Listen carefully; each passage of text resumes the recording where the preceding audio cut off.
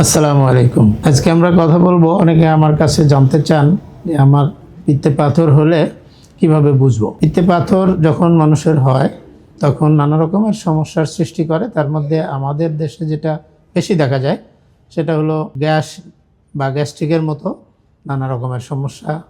অনেক কিছু খেলে তৈলাক্ত খাবার খেলে বিশেষত গ্যাসের সৃষ্টি হয়। এটা হলো আমাদের দেশের ক্ষেত্রে পিত্তে পাথরের সবচেয়ে বড় লক্ষণ।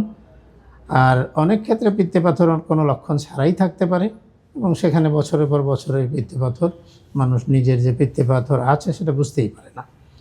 আর সবচেয়ে যেটা বেশি গুরুত্বপূর্ণ সেটা হলো পিত্তে পাথর ব্যথা অনুভব করা। ব্যথাটা সাধারণত ডান পাশের বুকের নিচের দিকে বা বুকের খাঁচার বরাবর নিচে প্রথম দিক সামনের দিকে হয়। এটা হলো পিত্তে পাথরের সবচেয়ে ডেঞ্জারাস লক্ষণ এবং এই কারণে সাধারণত রোগীরা সরাসরি ডাক্তারের কাছে চলে আসে। তখন আলট্রাসোনোগ্রাম করলে পাথরটা বোঝা যায়। তো সেক্ষেত্রে পিত্তে পাথর নিয়ে যদি আমরা প্রথমে যে কোনো গ্যাস্ট্রিক বা যে কোনো ব্যথা উপরের পেটে তখন সন্দেহ করি এবং আলট্রাসোনোগ্রাম করে পিত্তে পাথর বোঝা যায়।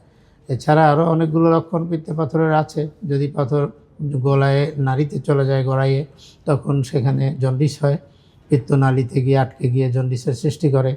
এছাড়া প্যানক্রিয়াটাইটিস নিয়ে যখন মানুষ আসে, অগ্নাশয় বলে আরেকটা অঙ্গ, যেটা আমরা আরেকদিন কথা বলবো, সেখানে অনেক সময় প্রদাহ হয় পিত্তে পাথরের কারণে। এই সমস্ত কারণগুলো যখনই দেখা দিবে সাথে সাথে একটা আলট্রাসোনোগ্রাম করলেই পিত্তে পাথর ধরা পড়বে।